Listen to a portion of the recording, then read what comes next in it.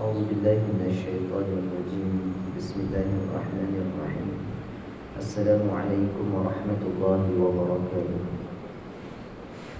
الحمد لله رب العالمين، والصلاة والسلام على أشرف الأنبياء والمرسلين سيدنا ونبينا محمد بن عبد الله رسول الأمين وعلى آله وصحبه أجمعين.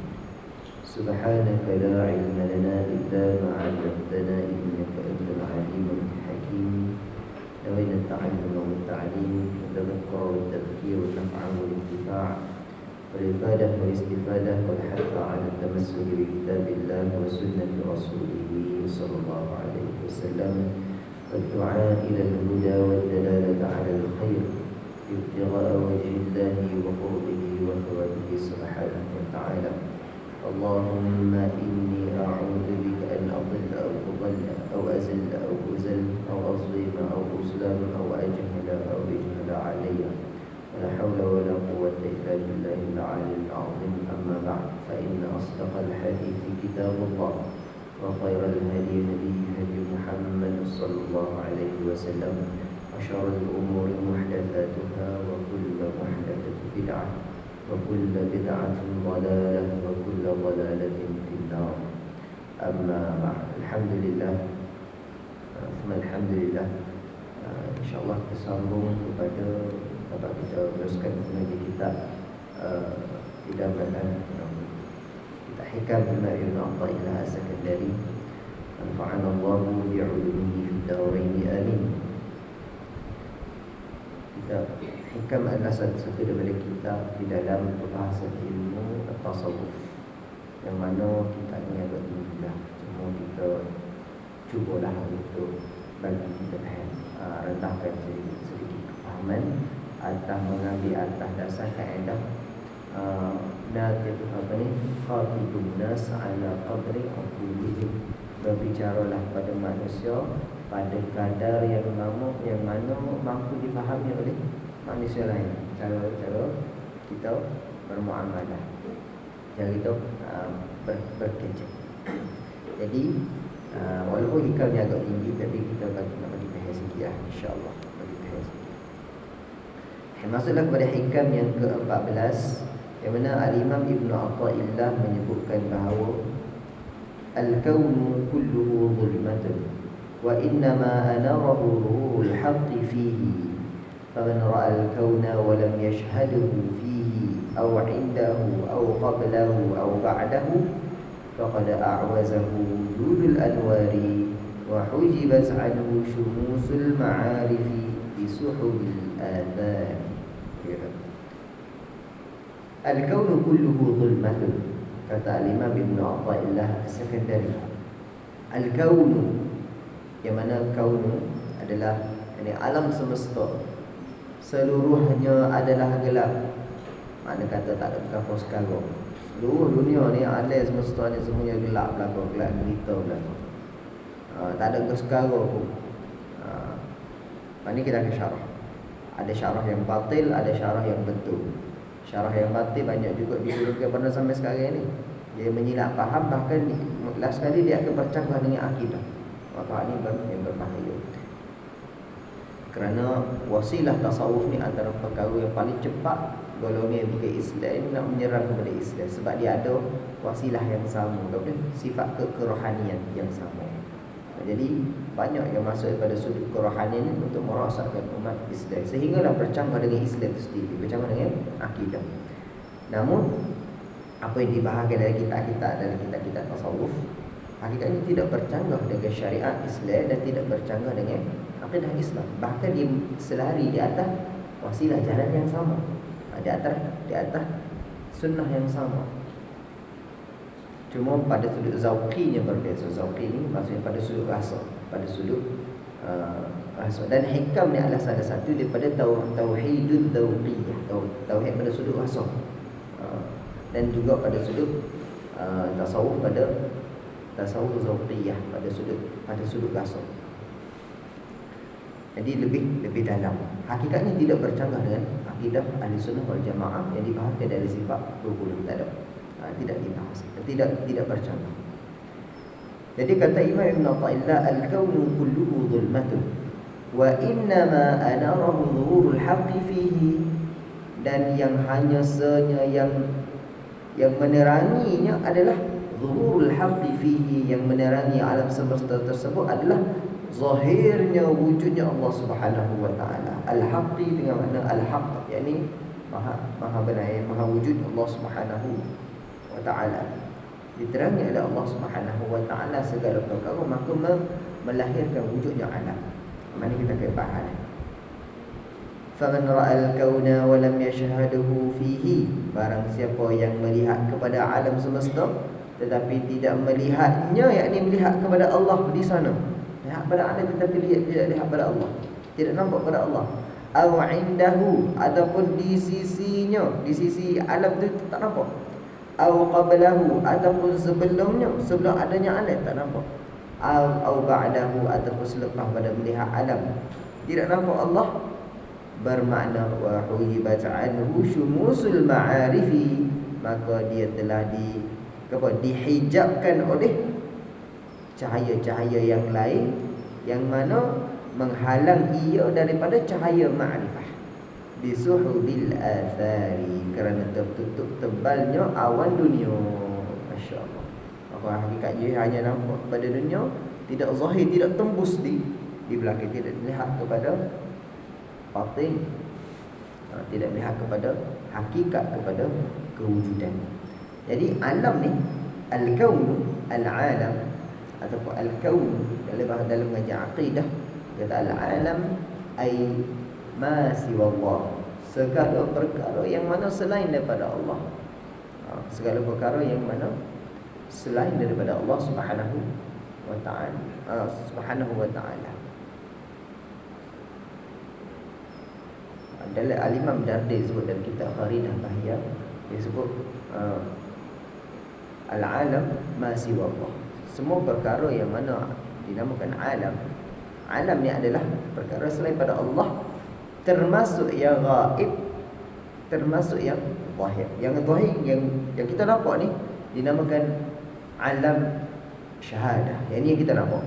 Ataupun nama lain dia dinamakan alamul mulk, alam yang mana diciptakan dan nampak pada kita, ini dinamakan alam syahadah.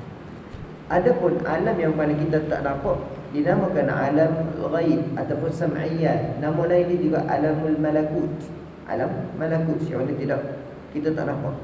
Adanya pada jin, adanya pada malaikah, malaikat Jibril sebagainya, roh, semua ni dinamakan alam ghaibiyat atau sam'iyat, yang mana benda itu hanya datang dengan min tariqi sam'i, pada sudut pendengaran sahaja, makna daripada wahyu.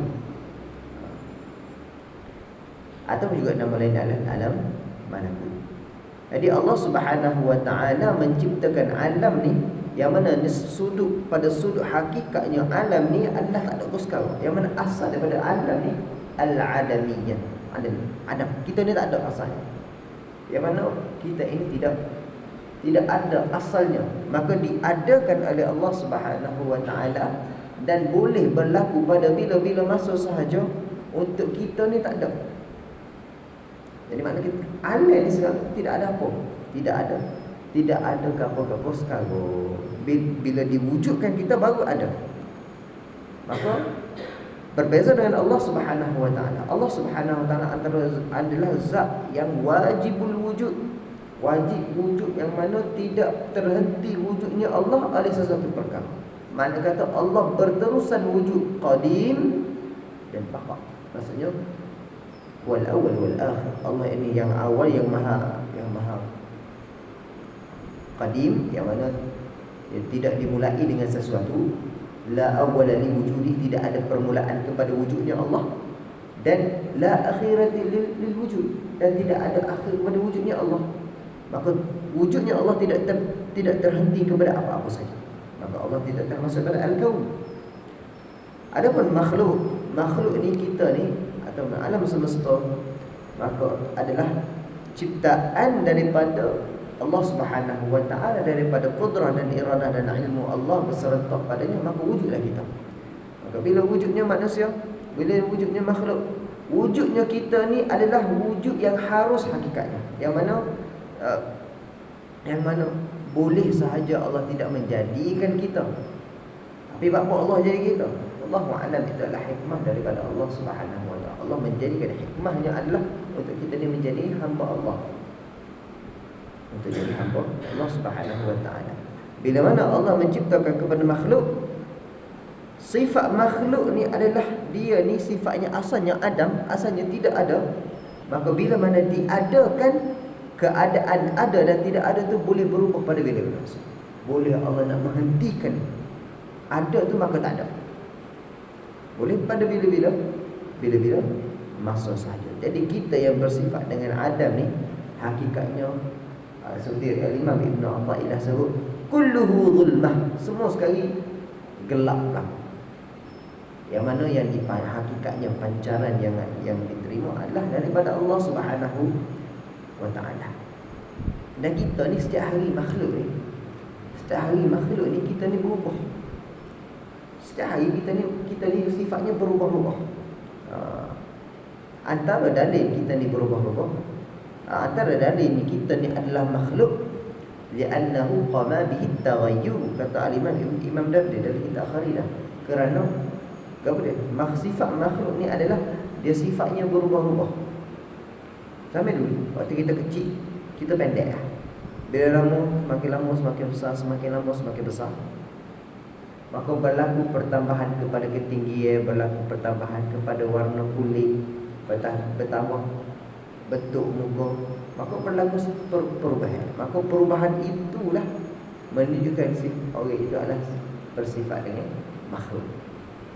Berbeza dengan Allah Subhanahu wa taala, tidak bersifat dengan sifat yang taghayyur ni, tidak bersifat dengan sifat perubahan ni, tak ada. Jadi perubahan ini, kita ni sentiasa berubah. Walaupun kita nampak kita hari ni dengan mari lebih kurang nampak. Namun akidah Asy'ariyah Maturidiyah, Asy'ariyah dalam mengaji kitab Maqulatul Asy'ariyah, dalam kita mengaji makulat, orang nak mengaji akidah, nak bagi faham semua akidah, dia kena ada ilmu alat lain kan, daripada Maqulatul Asy'ariyah, berkaitan dengan 10 makulat. Jadi kata dalam kitab makulat, sifat-sifat makhluk yang ni arat la yabqa zamanain, tidak akan kekal pada dua masa. Makna kata semakin sifat kita lain, hari ni sifat lain pula. Makna kata mari kita nampak kita ni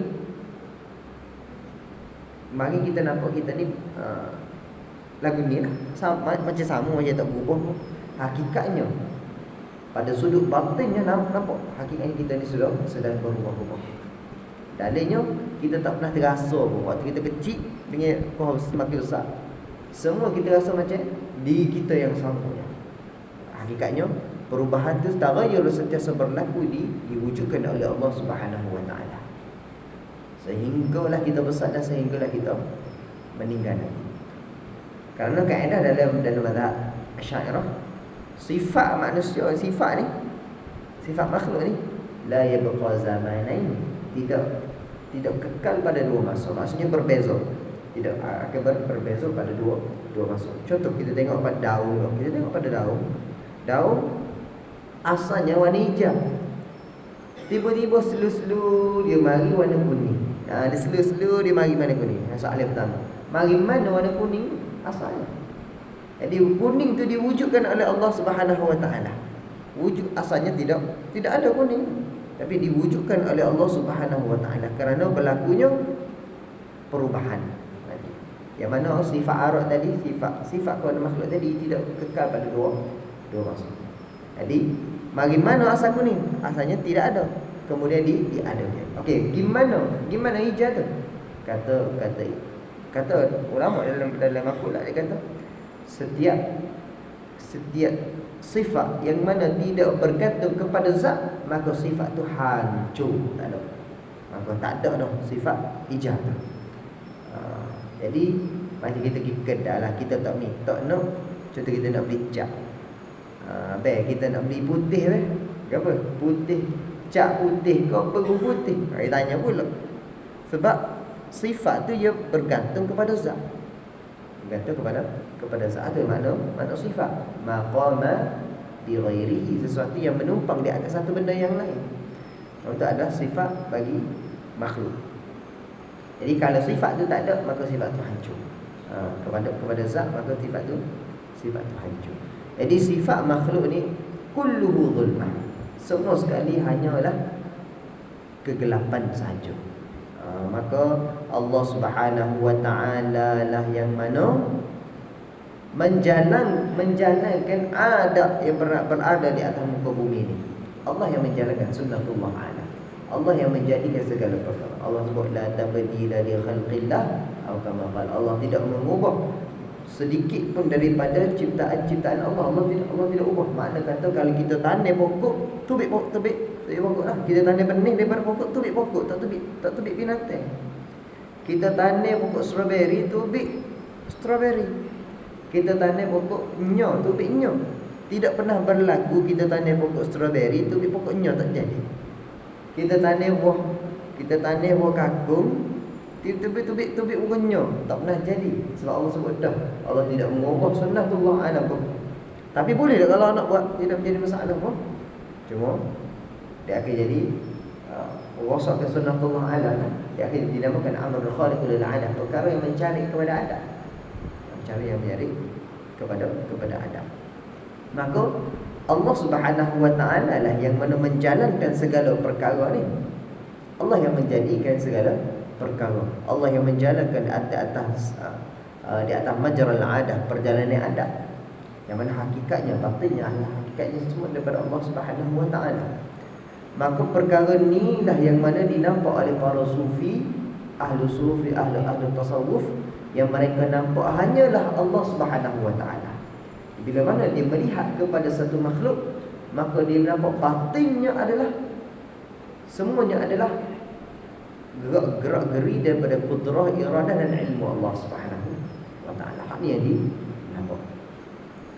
Tapi bila mana orang itu tidak mengaji contoh, bila mana orang itu tidak mengaji ataupun dia tidak terdedah kepada ilmu-ilmu berkaitan dengan akidah, maka dia tidak ada kemampuan untuk untuk memahami lebih daripada sekadar apa yang zahir pada dia.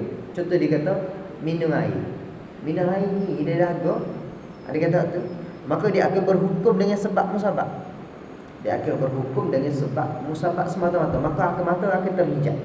Terhijab pada dunia. Ini Imam Ibn Athaillah sebut, wa hujibat anhu syumusul ma'arifi bi suhubil athari, dan terhijablah kepada kamu cahaya makrifah daripada Allah kerana banyaknya, tebalnya awan daripada awan dunia. Maksudnya nampak tak? Dia nampak dunia tak? Dia nampak air ni menghilangkan dahaga, makanan ni mengenyangkan. Hakikatnya boleh dah kalau Allah nak bercanggah daripada adat yang Allah buat, sunnatullah boleh tidak menjadi masalah. Seperti mana berlaku kepada Sayyidina Ibrahim AS, yang mana dilontarkan oleh kaum Raja Namrud. Tentera dia lautan ni guna manjani tu, guna katapult tu, lempar kayak besarnya kawah api tu, dia lempar masuk di dalam api. Tapi Allah sebut dalam Al-Quran, ya narukuni bardan wa salaman ala Ibrahim, wahai api jadilah kamu ni salaman, bardan dia sejuk, wa salaman dan sejahtera dan selamat kepada Ibrahim.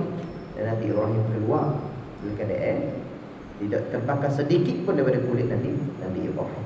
Maka makna kata api dan bakar tu boleh pisah. Api dan bakar boleh pisah. Apa ni? Air dengan dahaga, hilangkan dahaga boleh berpisah. Itu adat sahaja. Adat ni apa? Ma ala wasilati takrar, itu makna adat. Apa? Perkara yang mana kita dapat faham di atas jalan pengulangan. Kita ulang semua, itu dinamakan adat. Ala wasilati takrar. Di atas wasilahnya pengulangan. Jadi kita nak tahu graviti ni wujud, kita lempar batu, jatuh bawah. Kita pun ulang makna itulah adat dalam alam ni, alat di muka bumi ni. Itu adalah adat dia. Maka last sekali Orang yang mana tidak memahami kepada hakikat daripada sebalik sesuatu yang Allah Subhanahu Wa Taala yang menggerakkan semua perkara, dia akan nampak kepada zahir alam ni saja, nampak zahir alam ni saja. Maka disebabkan terlampau banyaknya zahir dia melihat kepada zahir, maka tertutuplah mata hati dia untuk melihat kepada Allah, untuk melihat kepada Allah Subhanahu Wa Taala. Maka mata yang terhijab akan dunia akan terhentinya pada sebab semata-mata, akan terhenti pada sebab nampak nak kena nak gerak ni, kena nak pakai kereta, kena nak kereta ni nak gerak kena pakai minyak. Kalau pakai air tak jadi, dia kata. Maka akan nampak pada sebab saja.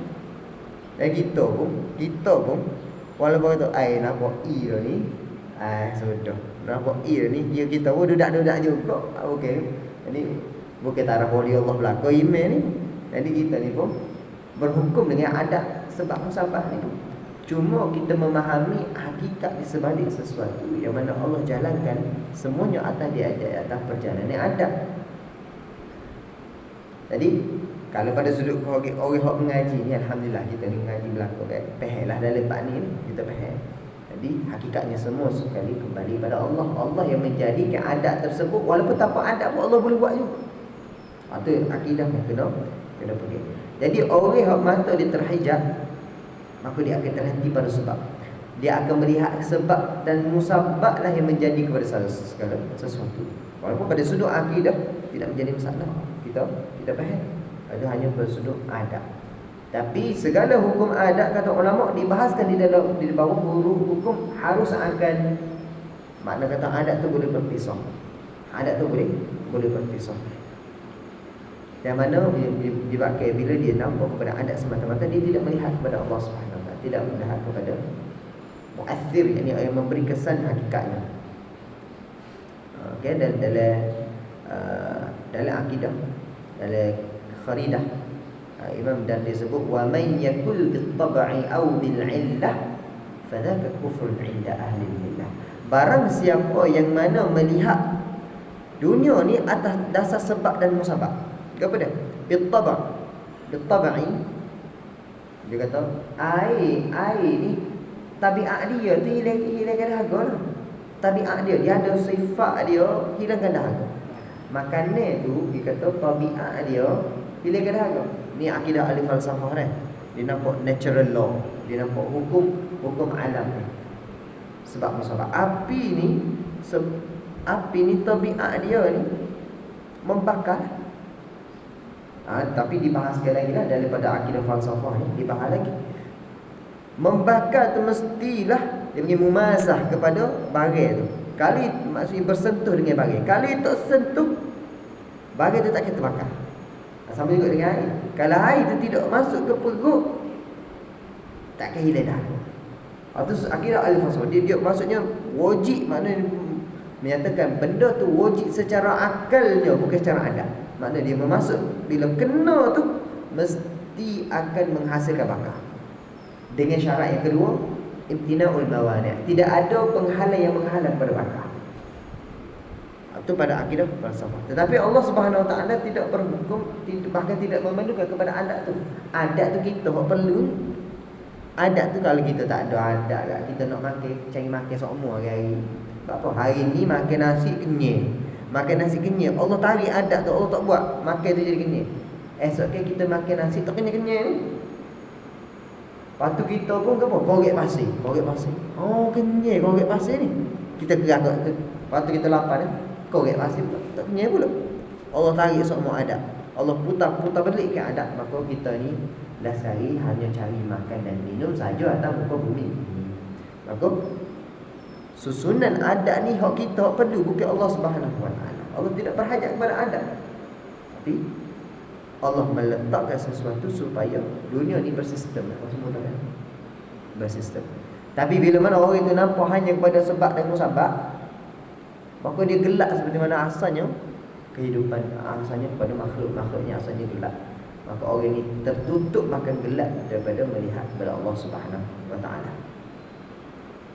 Dalam akidah dia sebut wa man yakul bil tab'i aw bil illah fadzakat kufrun 'inda ahli millah. Barang siapa yang katakan dunia ni atasnya dasar tabi'ah saja. Tabi'ah. Ataupun illah, apa dia illah? Illah maksudnya apa dia? Illah ni maksudnya sesuatu, terjadinya sesuatu akibat adanya sesuatu. Makna kata contohnya alam ni terjadi disebabkan adanya Allah. Makna kata alam tu wujud ada kerana adanya Allah tu wujud. Dia kata lah gitu. Ni akidah ahli falsafah ni. Akidah ahli falsafah dia kata apa dia? Illah ni seperti mana? Seperti mana kita pakai cicing tak? Harakatul khawatir, pergerakan cicing.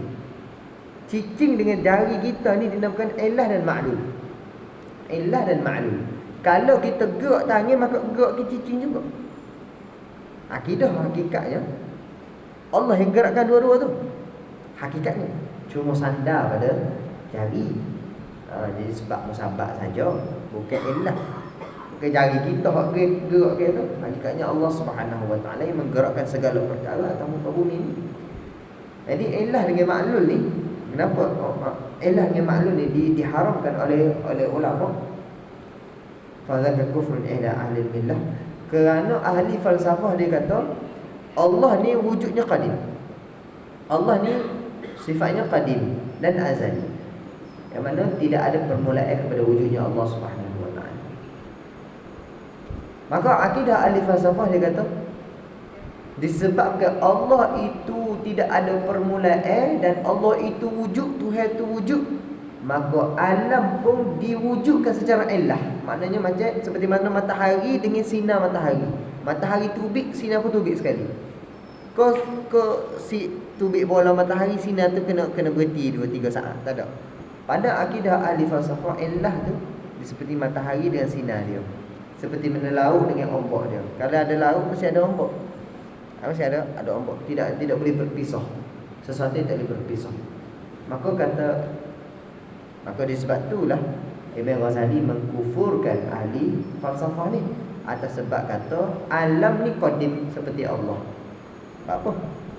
Maka berlaku ta'addudil qudama, berbilanya qadim maka mustahil pada Allah Subhanahu Wa Taala. Maka alam tidak qadim. Alam ni adalah bukannya sifatnya terpaksa Allah cipta, tak. Bila mana sifatnya illah, bila benda tu terpaksa Allah buat, maka Allah tidak ada ikhtiar. Tidak ada ikhtiar. Ini ada Abu Syaruf ke apa ni? Sebut. Bila mana sifat tu illah, maka dia sifat terpaksa. Contoh terpaksa macam kita sebut ni kan. Kalau kita gerak tangan, ni illah dengan maklum ni, cincin ni. Bila kita gerak tangan, cincin tu terpaksa gerak sekali muka geraknya tangan. Begitulah pada sudut dunia dan alam. Allah dengan alam, nisbah Allah dan alam. Kalau lah Allah ni wujud, maka alam tu terpaksa wujud sebab wujudnya Allah. Maka hak ni akidah yang batil kata Imam Ghazali. Fadzaka kufrun 'inda ahli millah. Maka ini adalah kufur di sisi ahli millah, yakni ahli agama Islam. Islam kata kufur ulama-ulama Islam. Okey. Yang kedua, tadi akidah ahli falsafah tu kafir. Imam dah disebut dalam kitab, faman yakul biquwwati muda'ati fadzaka bid'iyyun fala taltafiti. Disebut barang siapa yang mana setiap perkara ni Allah letakkan dah kekuatan kepada satu perkara tu. Contoh dekat air Allah letak dah dia ni sifat untuk menghilangkan dahaga. Dalam tu ada kekuatan dah untuk hilangkan dahaga. Maka khilaf ulama hakikatnya. Pendapat pertama kata bid'ah, pendapat kedua kata kafir juga. Ini pendapat ahli Mu'tazilah. Ini bahaya itu pandangan ni. Pandangan Mu'tazilah kata apa dia? Iaitu Allah letak dah dalam semua perkara ni adanya kekuatan masing-masing. Dekat badan kita ni Allah letak dah kekuatan ni. Dan kita pun rasa kuat. Makna kata Allah letak dah dalam diri kita ni tenaga untuk kita ni boleh beribadat. Maka tu bahaya. Hakikatnya akidah la haula wala quwata illa billah. Tidak ada daya dan upaya melainkan daripada Allah. Tidak ada daya untuk menolak maksiat dan tidak ada keupayaan untuk melakukan ketaatan melainkan daripada Allah Subhanahu Wa Taala. La haula wala quwata illa billah. Itu akidah Islam, itu akidah Ahli Sunnah. Tetapi akidah Mu'tazilah, akidah yang bid'ah, muktamadnya bid'ah. Dia kata dalam badan kita ni ada tenaga, ada kekuatan untuk melakukan ibadah. Bahkan itu hanyalah kasab daripada kita sahaja, usaha daripada kita sahaja. Yang mana bertepatan usaha kita dengan kudrat Allah, maka terjadilah taat. Itu dinamakan taufik tu. Itu nama taufik. Jadi orang yang mana hanya memandang kepada sebab dan musabab, maka al-kaun kulluhu zulmah. Alam semesta ni semuanya gelap gelita, tak nampak gos sekarang. Tak ada gos sekarang pun. Hakikatnya Allah yang menjalankan semua sekali. Hakikatnya Allah yang menjalankan semua sekali. Dan wa innama ana rabbuhul haqqi fihi, dan hanya sahaja yang mana mazhab yang mencahayakan, yang meneranginya adalah zahirnya Allah Subhanahu, wujudnya Allah Subhanahu wa taala padanya. Faman ra'al kauna wa lam yashhaduhu fihi, barang siapa yang melihat kepada alam tetapi tidak melihat Allah padanya, maka indahu aw qablahu aw ba'dahu faqad a'wazahu wujudul anwar. Barang siapa tidak melihat kepada Allah, maka hakikatnya dia telah disilaukan daripada silauan cahaya-cahaya yang lain. Tak nampak, tidak nampak pada Allah Subhanahu wa taala. Okey. Dan dia kata, demikian barang siapa yang melihat kepada alam ini tanpa merasakan hadirnya Allah Subhanahu wa taala, maka bermakna telah hilanglah ia daripada nur ilahiyah, daripada cahaya ilahi yang membuatkan ia mendapatkan musyahadah kepada Allah, dapat melihat kepada Allah Subhanahu wa taala. Di samping itu, ia juga tidak mungkin akan mendapatkan ma'rifah kerana telah disilaukan oleh alam ini. Masya-Allah. Alam ini hakikatnya menuntut daripada orang itu melihat kepada terus kepada batin, ini melihat kepada Allah Subhanahu wa taala. Itu adalah tafsiran yang betul. Tafsiran yang salah, tafsiran yang batin, kita dah sebut tafsir yang batin. Dia kata, tafsir yang batin macam mana? Sebab bila mana kita faham tafsir yang betul dan tafsir yang batil, maka kejap faham. Kaedah ulama sebut la tattadihul asya' illa bi'adadiha. Tidaklah jelas satu-satu perkara melainkan kita faham juga lawannya. Bila kita faham hak salah, maka kita akan kejap sungguh faham hak betul ni. Sebab tu kita ngaji akidah sifat 20, kita ngaji sifat Allah itu wujud, lawannya tiada. Apa nak bagi faham ada tu? Sebab tu kita ada bab sifat wajib dan sifat mustahil. Nak bagi faham adanya wajib sifat wajib tu. Jadi syarahan yang batil macam mana? Kalau orang tu syarah yang mana bermasuk kepada falsafah yang rosak, tasawuf yang rosak, dia akan syarah macam ni. Al-kaunu kulluhu zulmah. Alam ni hakikatnya tak ada. Dia akan syarah gitu. Gelap. Imam Ibn Athaillah kata alam semesta ni gelap segalanya. Makna kata alam ni tak ada pun. Hak ni akidah yang bercanggah. Ini adalah fahaman yang bercanggah dengan akidah Ahlussunnah wal Jamaah. Yang mana akidah Ahlussunnah wal Jamaah kata wujud ni ada dua, wujud Allah dan wujud makhluk. Cuma berbeza pada maqam. Wujud Allah wajibul wujud, wujud Allah yang wajib. Tetapi wujudnya makhluk jaizul wujud, wujudnya jaiz sahaja, harus sahaja, cuma diwujudkan oleh Allah. Bila wujud, jadi wujud kita ni wajib juga, tapi wujudnya selepas daripada harus, maka jadi wujud tu aridi, wujud yang wajib yang mendatang. Wajib yang mana asalnya tak wajib. Okey. Jadi orang yang mana syarah, orang yang mana syarah, alam ni hakikatnya tak ada, dia termasuk daripada fahaman golongan ahli falsafah. Pernah seorang ahli falsafah datang kepada al-Imam Abu Hanifah. Dia kata alam ni tak ada pun. Dia kata alam dunia ni tak ada. Dia kata tak ada pun. Jadi kita rasa ada, maka benda tu ada pada kita je. Dia kata alam ni tak ada pun, tak wujud pun alam dunia kat luar ni. Jadi benda yang kita nampak ni hakikat tak ada pun.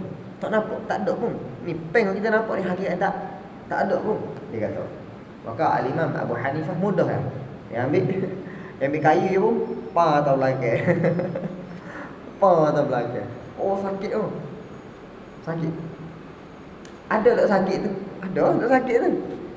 Lepas tu dia pun nak sebut lagi sekali, nak tell lagi sekali. Lepas tu bertaubat pada Allah. Baik ada. Alam ni ada. Sebab dalam golongan falsafah ni ada 3 dah. Ada yang dinamakan indiyah. Dia kata benda tu ada sebab kita rasa ia ada. Kalau ia tak ada, kalau kita rasa ia tak ada, benda tu tak ada. Ini dinamakan golongan indiyah. Golongan kedua dinamakan golongan inadiyah. Dia menafikan apa? Golongan inadiyah dia menafikan benda yang tak ada berlaku. Dan yang ketiga golongan la adriyah, golongan yang mana dia tak tahu aku ni ada ke tak ya? Golongan falsafah. Bahkan kata ulama dia ni syak, dia ni ada ke tak? Golongan dia syak pada diri sendiri. Aku ni ada ke tak? Dia syak pada diri sendiri. Ini fahaman yang batil lah. Jadi orang yang dalam akidah wahdatul wujud, dalam akidah wahdatul wujud, dia kata ni tafsir rosak dah, tafsiran yang batil. Dia kata alam ni hanyalah terbitan dan pancaran daripada Allah Subhanahu wa taala. Pancar saja. Hakikat tak ada pun. Seperti mana matahari dengan sinar. Sinar tu ada ke tak? Nak kata ada tak ada, nak kata ada tak boleh nak sentuh, nak kata tak ada kita nampak. Sinar. Ini cahaya ni. Nak kata tak ada tapi nak kata ada tak boleh nak sentuh. Dia hal atau amrul i'tibari. Jadi kata wahdatul wujud, akidah hak salah. Dia kata alam ni seperti mana cahaya dengan matahari, Allah dengan makhluk. Gitulah alam ni, kita ni seperti mana cahaya matahari. Hakikat kita tak ada pun, dia kata begitu.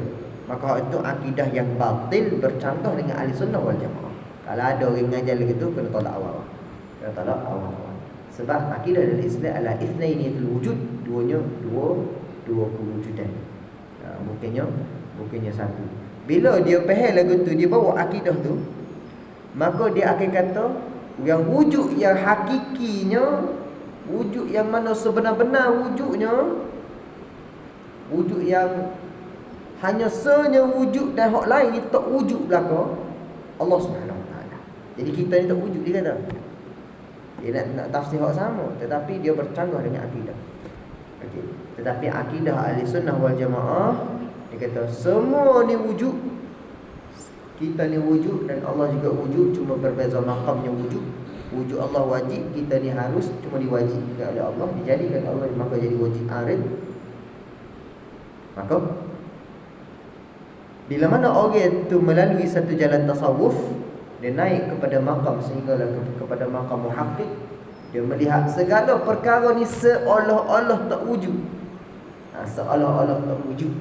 Dia nampak segala perkara ni hakikatnya nampak.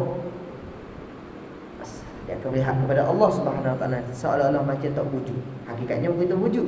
Maka hak ni dinamakan maqam fana'an siwallah. Di mana dia nampak maqamnya, dia melihat segala sesuatu hakikatnya dia nampak kepada Allah. Ini maqam yang tinggi, yang mana masih bertepatan dengan akidah sifat 20 tadi. Ini memang kena jaga sungguh. Sebab ni pembahasan tinggi dah. Jadi hamba sebutlah. Sebutlah. Walaupun payah tapi tak apa, kita sebut ya. Jadi disebabkan kemodenan inilah banyak memaksa kita ni melihat kepada alam berbanding kepada pencipta alam. Kemodenan ni banyak menyebabkan kita ni terpaksa tengok pada alam. Kata Syekh Hamzah Yusuf, ketika mana berlakunya gerakan sekularisme al-ilmaniyah, gerakan sekularisme ni dia memaksa kita untuk tengok pada ilmu. Sebab dia sebut al-ilmaniyah, ilmu. Tapi bila mana berlakunya zaman gerakan sekularisme yang memisahkan agama dengan dunia, maka dia hanya bukan melihat kepada ilmu lagi, tetapi hanya melihat kepada alam itu sendiri. Banyak melihat pada alam menjadi bukan jadi ilmaniyah, tetapi jadi alamaniyah. Jadi sekular ni melihat kepada dunia semata-mata, maka tidak melihat kepada Allah Subhanahu Wa Taala. Maka kat sini Al-Imam Ibn Athaillah menegaskan bahawa bermacam-macam tingkatan ahli syuhud yang melihat kepada Allah. Ada yang menyaksikan kepada Allah terlebih dahulu, barulah menyaksikan kepada makhluk. Ada golongan yang mana tengok pada Allah, baru dia ingat pada makhluk. Jika pandangannya jatuh pada sesuatu perkara, melihat kepada alam makhluk ini, maka ia menyaksikan keberadaan Allah Subhanahu wa taala, maka bahawasanya Allah lah yang menjadikannya, menggerakkannya dan mendiamkannya. Maka dia melihat hakikatnya kepada Allah Subhanahu wa taala. Apa ni? Kullu athir, yakni apa ni, Imam Ibn Athaillah sebut dalam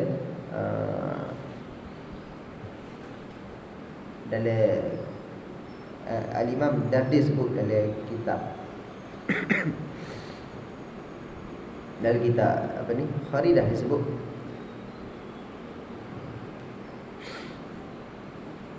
apa ni, Allahumma salli ala Muhammad. Tak ingat, tak mag dia punya tu.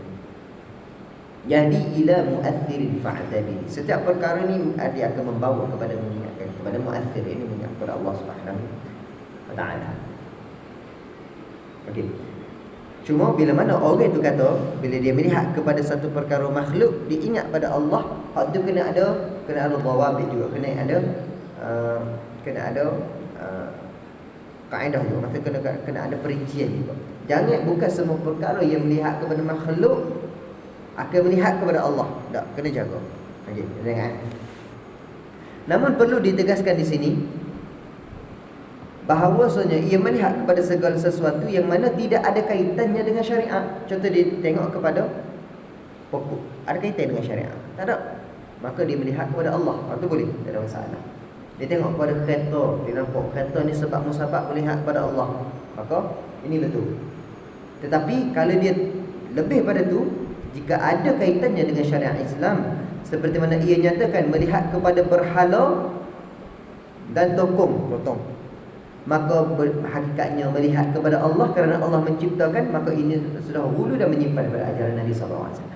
Dia kata, oh tengok berhala ni, tengok tokong Buddha dan sebagainya, oh ni sebab Allah cipta belakang, kita melihat pada Allah SWT. Ni kena jaga. Kalau ada akidah orang mengajar hak lagu ni, maka hak ni kena tolak awal-awal.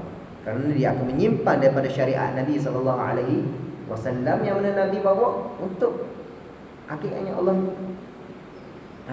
ni tidak ada bentuk dan jisim, tidak ada. Maka orang kata tengok kepada berhala sebab dia kata wahdat ni, orang akidah wahdatul wujud ni, dia kata disebabkan segala perkara ni adalah pancarannya daripada Allah wahdatul wujud tadi, kita ni tak wujud je, maka melihat kepada semua perkara tu melihat pada Allah. Yang berat. Dia nampak tokong, tengok pada Allah. Ini akidah wahdatul wujud. Ini bahaya. Wahdatul wujud. Tetapi akidah ahli sunnah adalah wahdatul syuhud, melihat hanya kepada Allah, tengok pada Allah Subhanahu wa taala. Bukan bermakna wujudnya hanya satu, wujudnya ada dua. Ini kena jaga sungguh kan. Jaga sungguh. Okey. Jadi hubungan Allah Subhanahu wa taala dengan makhluk bukannya secara ijbariyah, tetapi secara qudrah dan iradah dan ilmu Allah. Bukan secara terpaksa, tetapi secara qudrah dan ilmu Allah. Qudrah, iradah dan ilmu Allah Subhanahu wa ta'ala, yang mana Allah Subhanahu wa ta'ala sebut dalam Al-Quran, yakhluqu ma yasha'u wa yakhtar. Allah menciptakan segala perkara yang ia kehendaki dan boleh memilih segala perkara. Cuma ada perbahasan lagi lah dalam wa yakhtar ni. Sebagai ulama kata tak perlu ada bahas dari sini sebab tu ada bahasa kalam ni. Okey. Sikit lagi. 4 tingkatan pandangan mata hati berkaitan dengan alam dan melihat kepada Allah. Ada golongan pertama, dia melihat kepada Allah tetapi tidak melihat kepada alam. Dia fana'an siwa Allah. Dia tak nampak alam. Itu golongan pertama. Dia tengok pada Allah tapi tak tengok pada, tidak melihat kepada makhluk. Ini fana'an siwa Allah. Bukan bermakna makhluk tak ada, seolah-olah tidak nampak kepada makhluk. Itu golongan pertama kan. Ini golongan yang dekat kepada Allah. Golongan yang kedua, mereka yang melihat kepada makhluk zahir tetapi memerhati kepada Allah secara batin. Dia nampak pada makhluk, maka ingat pada Allah. Hak ni yang dituntut pada kita ni. Kita dituntut untuk mendekatkan diri kepada orang-orang siddiqin. Ya Allah sebutkan, ya ayyuhallazina amanu taqullaha wa kunu ma'as sadiqin. Duduk, ya wahai orang yang beriman, bertakwalah kamu kepada Allah dan duduklah dengan orang-orang yang siddiqin, supaya bila kita duduk dengan orang siddiqin, diingatkan kita pada Allah. Sama. Lebih kurang. Dan golongan yang ketiga, mereka yang melihat Allah secara zahirnya, sementara melihat makhluk secara tersembunyi. Mata hati mereka melihat terlebih dahulu kepada Allah sebagai sumber segala sesuatu, barulah mereka melihat kepada makhluk yang menerima kurniaan daripada Allah, yang mana ia mengatakan alam tidak lain melainkan perbuatan Allah, gubahannya Allah, lukisannya Allah, hasil kudrahnya Allah. Ini golongan yang ketiga. Golongan yang keempat, mereka yang melihat kepada makhluk terlebih dahulu, kemudian barulah melihat kepada Allah. Dia nampak makhluk, lepas tu dia pun mari dalil akal dan sebagainya. Oh, hakikatnya semuanya daripada Allah Subhanahu Wa Taala. Maksudnya ada perantara di antara dia dan Allah dengan dalil akli yang banyak. Maka ni kita ni bahaya pada kita ni, kita ngalah ni. Yang mana mereka melalui jalan secara berhati-hati dan berwaspada, memerlukan masa untuk menghilangkan keraguan, menggunakan dan berdalilkan dengan akal, sehingga kesudahannya ternyatalah akan wujudnya Allah Subhanahu Wa Taala yang menguasai segala wujudnya makhluk. Dia ada dalil akal, dia kena faham kaedah dan sebagainya, barulah dia nampak takbirnya Allah Subhanahu Wa Taala. Dia baru tersingkap kepada dia. Hak ni berlaku kepada Al-Imam Fakhruddin Ar-Razi. Al-Imam Fakhruddin Ar-Razi seorang ulama yang cukup hebat, yang mana dia ada tafsir Al-Kabir. Tafsir Al-Kabir ni tafsir yang mana berkaitan dengan sebagai ulama kata, tafsir Al-Kabir ni ada semua perkara melainkan tafsir. Semua ada perkara, semua benda lain ada berlaku kecuali tafsir yang tak ada. Ada ulama kata tafsir Al-Kabir tu, kata-kata tu hakikat nak menghina, tapi bila faham balik hakikat tu adalah hakikat puji. Nak kata kitab tu semua benda ada. Dan tafsir yang paling panjang adalah tafsir surah Al-Fatihah, bukan surah Al-Baqarah. Surah Al-Fatihah adalah tafsir yang paling panjang. Subhanallah, panjang sungguh Al-Fatihah. Boleh rujuk ni kitab Mafatihul Ghaib, tafsir Al-Kabir, Mafatihul Ghaib. Al-Imam Fakhruddin Ar-Razi satu hari dia masuk kepada satu kota, dan dia ni ulama orang besar.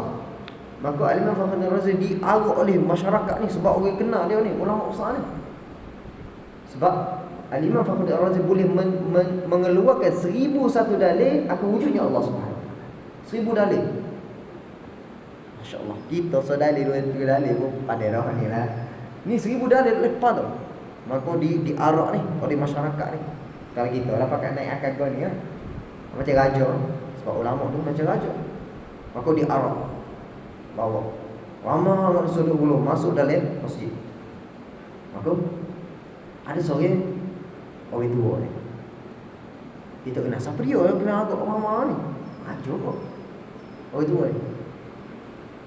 Ada kata kepada dia, awak tak kenal kau?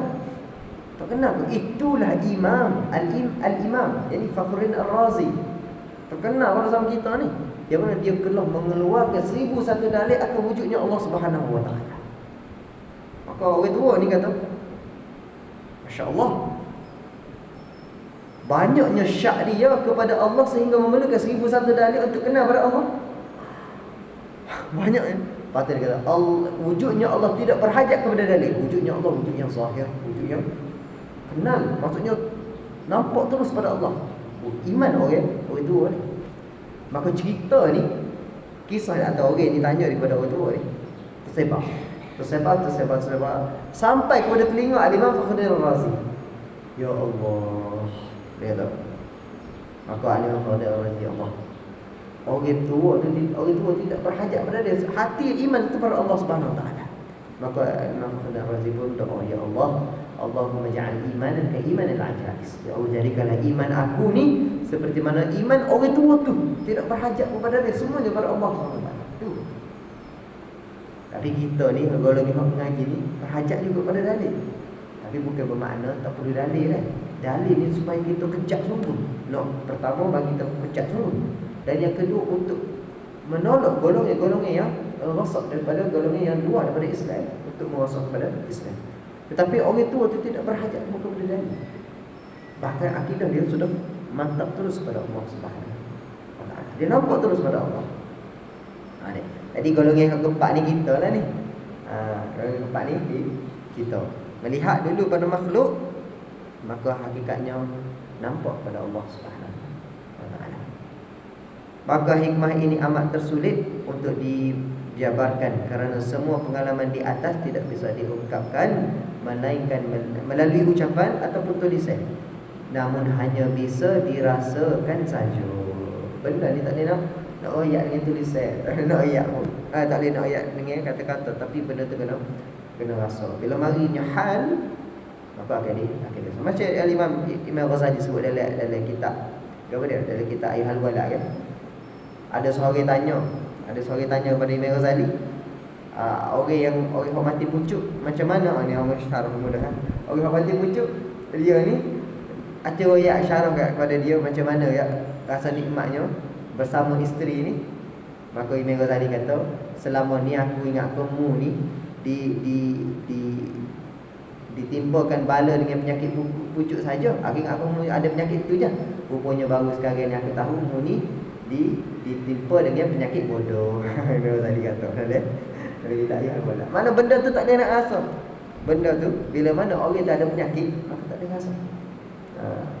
Jadi malam dia tu lam yadri, orang yang tak pernah rasa tak akan tahu. Jadi ambo sendiri pun tak pernah rasa pun. Jadi cuma kita banyak dengar kisah-kisah alim ulama, wali-wali Allah. Jadi rasa sedap. Jadi rasa ke arah sana.